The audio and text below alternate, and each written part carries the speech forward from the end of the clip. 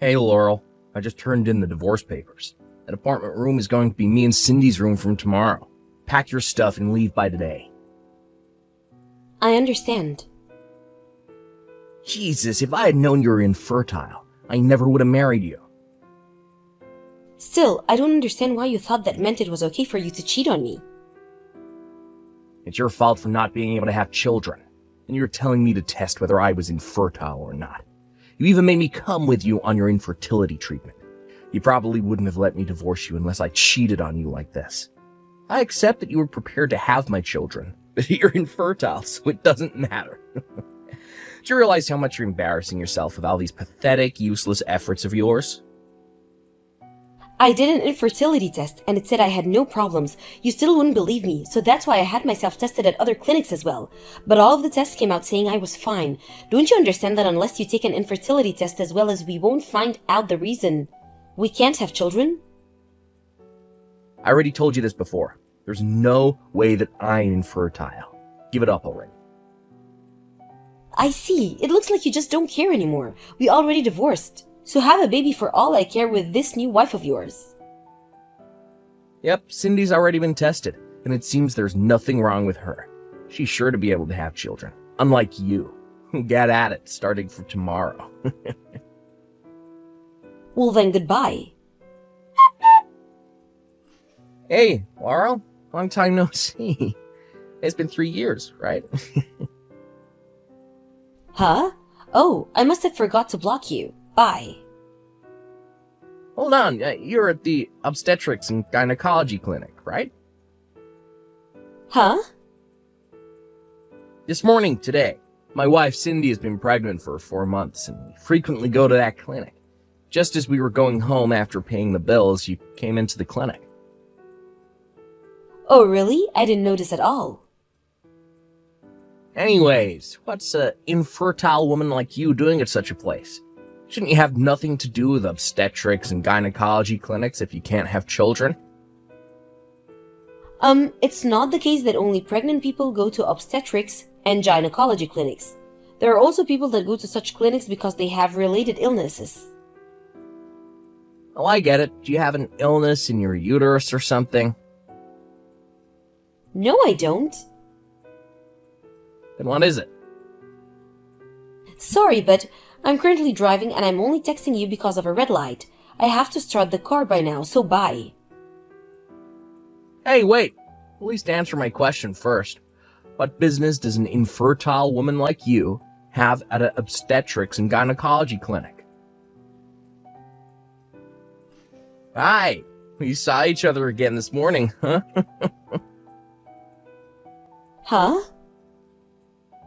We passed each other by at the clinic entrance, remember?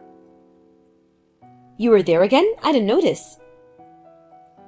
If that last time wasn't the only time you visited the clinic, then that must mean you come here regularly. Kind of, yeah. That reminds me. I heard you got married with another man. How do you know about that? Found out as soon as it happened by asking a mutual acquaintance. You trying to treat your infertility or something? There's no use going to obstetrics and gynecology clinic if you can't have children, you know. Even if you weren't infertile. You're almost too old to have a child anyways. You're just wasting your money. I already had a baby. What? I found out as soon as I married my new husband. I went to the clinic the first time you passed me by to have my 1-month-old daughter checked up. Today we visited the pediatric clinic located in the same building for my 3-month-old daughter's checkup. Huh? You must be lying, right? Speaking of which, you say you already noticed me twice at the clinic, but didn't you notice my husband who was right next to me and the baby in his arms? What? My husband usually carries our daughter when the 3 of us go out. It was like that when we went to the clinic as well. But still, one would think that you would make a connection between me and the people standing right next to me. Is what you're saying true? That's the baby's not your husband's child from his previous marriage or something, right? Or maybe an adopted child. Nope, I'm pretty sure I gave birth to her.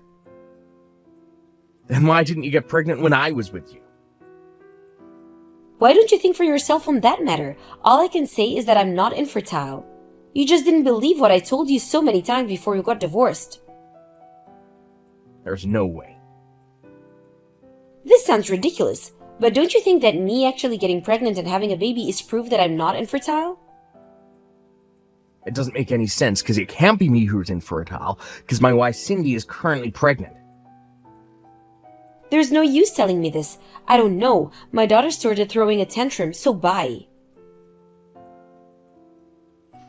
Is that guy with the glasses your new husband? Huh?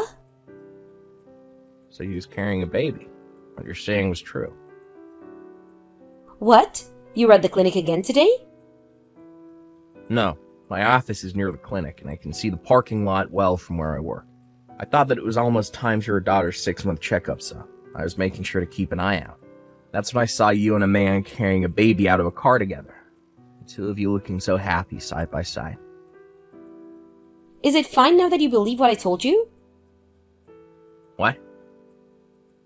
You wanted to see with your own eyes because you were wondering whether I was actually infertile or not, right? Now that you got what you wanted, will you leave me alone now? Don't contact me again. Laurel, I got divorced. What? To tell you the truth, I thought about what you said and got an infertility test. I also had a DNA test with the baby Cindy gave birth to. Turns out that I have an illness that makes me infertile unless it's treated, and that the baby Cindy gave birth to was not my child. I found out who the other guy was and made the two pay an alimony. Is that so?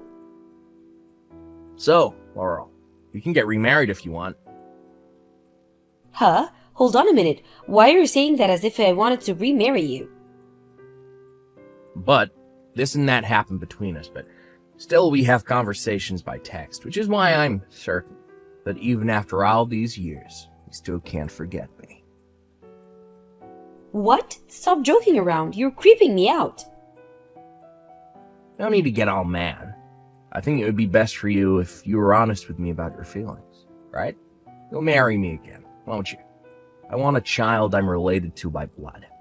It's already been proved that you can have children, so I'm not worried about that anymore. Let's get through this infertility treatment together. You're disgusting. Huh? Don't you realize that what you're saying is ridiculous? Yes, one of the reasons we got divorced was because for some reason you said I was infertile. But the biggest reason we got divorced was because you cheated on me, no? Why are you suddenly acting so cold? It's because I don't want anything to do with you anymore. Laurel. If it's Laurel you want, she isn't here anymore, since she went to take care of our daughter. Huh? Who are you? Sorry, I forgot to introduce myself. I'm the man Laurel married after you two got divorced, which means that I'm her husband.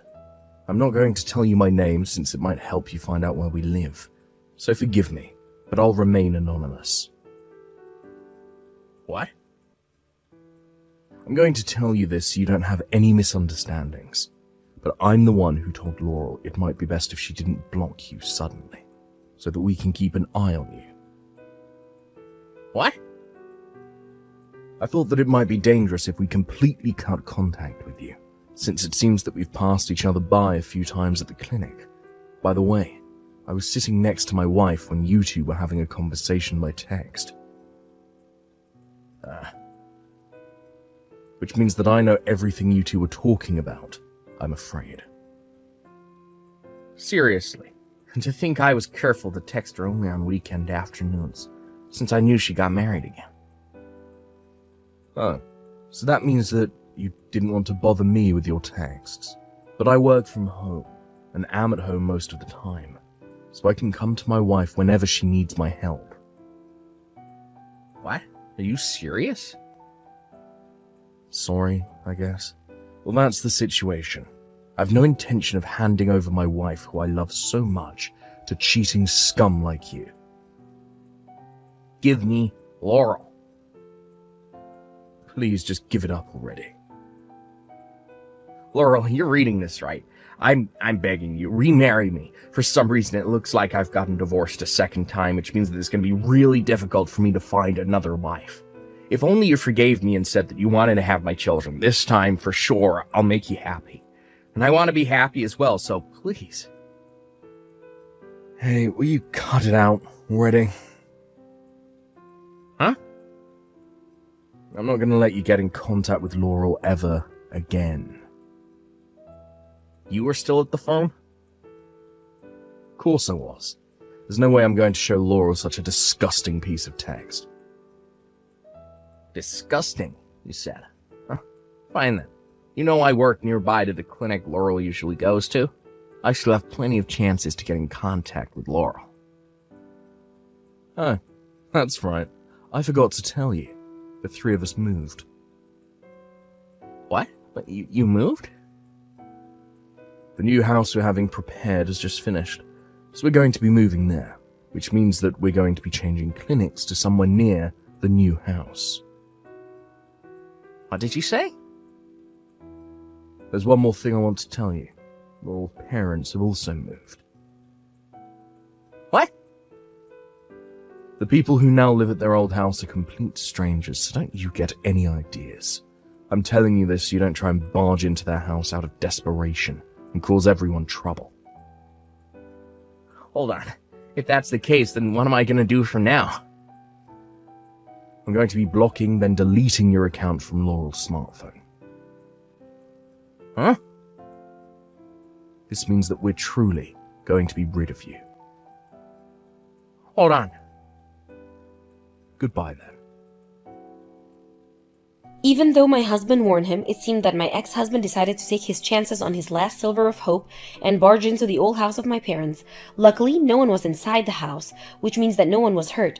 He rang the doorbell and screamed at the front of the door, but there was no reaction, so he went into a frenzy and started destroying the property. He broke a window leading into their yard and broke in, causing a mess in the living room. The neighbors called the cops on him, and he was arrested for breaking into private property. That being the case, he caused a lot of trouble to a family who had nothing to do with anything. Not only did the money he get as an alimony from his ex-wife and the guy she was cheating on disappear, but he was forced to go into debt to pay for the damages he caused. I don't know for sure what happened to him after that, but there are rumors that he was put into a mental facility.